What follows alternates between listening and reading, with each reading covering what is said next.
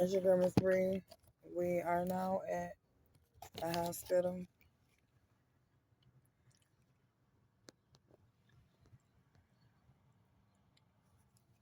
The little girl is having surgery on her eye. I already said a prayer for her. Yep. I already said a prayer for her. I'm making little things. I'm gonna make little scrapbooks and design them with little uh, stickers and stuff next year for back to school. I claim that my stuff, products and stuff take off, and I'll be able to give backpacks and paper and other stuff for all the children in Battle Creek first, and then I'll go to different places in Michigan. I pray that I can talk to Governor Witt and tell her how, in my case at 18, I never took $20 from the two Caucasian girls, and yes, I did act like an undercover cop, and I frisked them down and shook them down. But was 18 and I had been up for like 2 weeks with no medication and nothing. And I personated a police officer and shook them down, and one took off and ran. And they lied and said I took $20 from my right hand, and God, I didn't.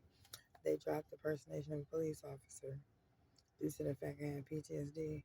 But then they still charged me with unarmed robbery, and I didn't even take nothing from the. They had no evidence.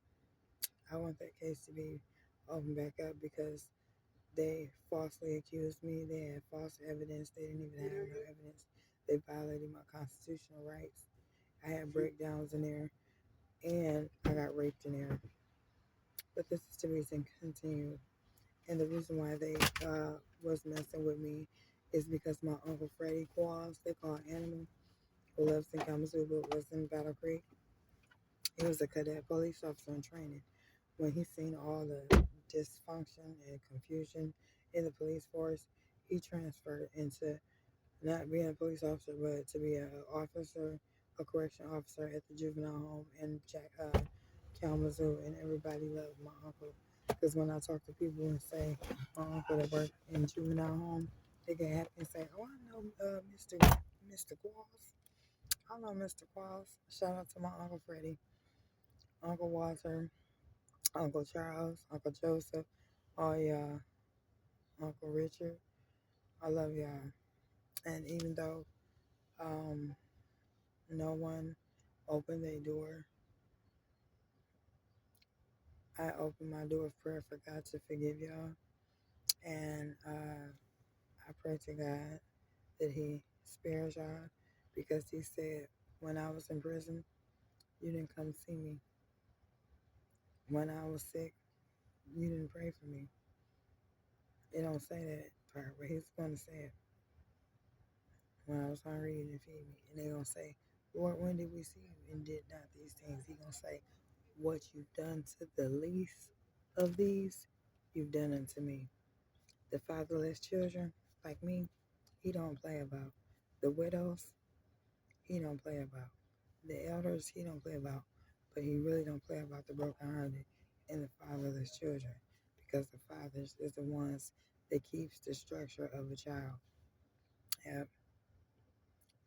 Y'all need to listen to this sermon. I forgot the pastor name, but it says, "Be careful what you do to me." You know, the people y'all think that's gonna be in heaven gonna be burning up in hell, and the ones you think that's gonna be burning up in hell is gonna be in heaven. God is coming for the true spiritual worshipers in truth. He don't care about them big old hats y'all be buying and ordering. Yeah, they look cute. Some of them just so big they look like a helicopter wheel. You know, I'm just keeping it real. And people be arguing about these church seats and parking lots. Why? Why? Do you have reserved parking? Are you the pastor? And even if you was the pastor, if you gonna have reserved parking, it should be around back on the side somewhere, not with everybody else. Or you can do like everybody else, be humble. God give grace to the humble, resist the proud. And y'all pastors, y'all need to stop pressing people for money. Let them give from the bottom of their heart, because they have already been given a word from God to sow 10% tithe and offering. So you can teach that, but you don't have to beat it into their brain because their blood won't be on your hands because you already done told them what God said. And then you're not beating it into them to bleed them, but you let God deal with it. And then they'll give, you know what I'm saying, whatever God leads them to give. And it's for the edifying of the church, not edifying for to buy you a new house, not edifying for to get you some gas, you know what I'm saying, to make it last forever like Keith Sweat, not the edifying of getting you or taking somebody out to eat. It's not edifying your physical worldly desires. It is supposed to be edifying the church. And if y'all have people in y'all church who lights get cut off and stuff, y'all all supposed to ante up and help that sheep. Why are you leading the sheep astray? You false prophet pastors. You are bleeding and killing the sheep. And you're also teaching them how to scam and scheme, but be a child of God's kids that are lost and have recruited themselves over to the devil side. Okay? The dirty devil should have killed me. Man, who sing that? Brian, Bryann or something. He from Grand Rapids. I love his songs. He said the dirty devil should have killed me. And the extra Lord come and feel me. Yeah, feel me, Lord. I don't care what nobody say. Can't nobody say nothing negative about me or being a slut or a whore. Only when I was younger and I was forced into that. And then after that, I did what was shown to me. Okay? But now I'm older. And I wish I would just sleep with everybody and anything. And when I was in my addiction, I made some exceptions. And when I was out of my addiction, I made some exceptions. I'm not making no exceptions no more. I want the best in life. I want what God has for me. I don't go laying around everywhere. I keep myself up and I wash my behind every day. These bathrooms, women, y'all need to get it together. These houses, clean them because I wish I had a house. I would clean my house every day. Make sure it smell good and everything. I would appreciate it. Y'all better appreciate what y'all have.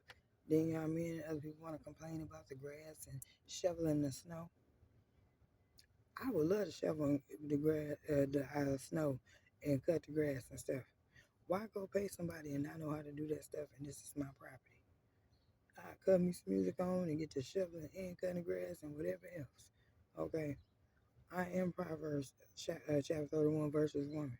Okay, and I guarantee you, right hand of God, when I make a vow unto God, I'm gonna make it and not break it, especially when I get married. Okay, so I'm gonna make sure that when I get married, I don't go astray. And I don't go astray when I'm with somebody and I know they really with me and ain't sleeping with nobody else. People can't say, "Oh, when she was with me, she did this." No, you can't. And if you lie and say I did, that's because you were doing something. And I mean, people got it twisted around here about TBG, and then people don't even know the grown-up me. People think they got me all figured out. The nerve. I am a very clean person. I go get checked all the time. When I'm with a person that is my sex partner and I still will go get checked out, especially if I'm taking risks with no condom.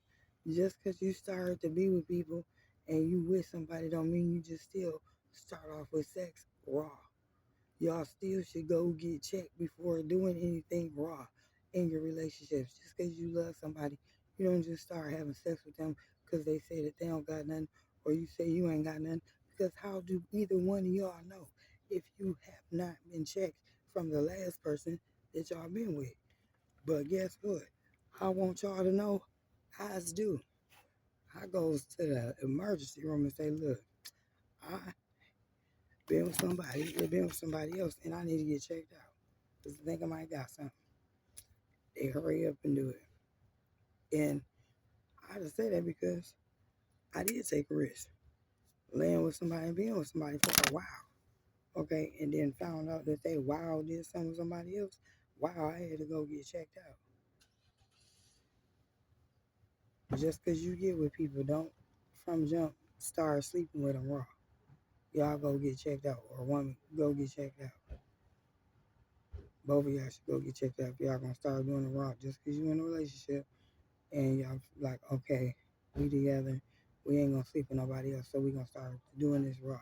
No, y'all not even sleep with somebody else. Have you been checked out before sleeping with this new person from your old person? No, you haven't. Y'all better stop. And that goes for me too. I'm learning what to do and what not to do. So, oh my God. Anyway, it's your girl, Miss Bree, coming to work, coming to you live from Battle Creek and Grand Rapids. And I promise you're going to take this across the globe. God bless you. Deuces. Mm-hmm.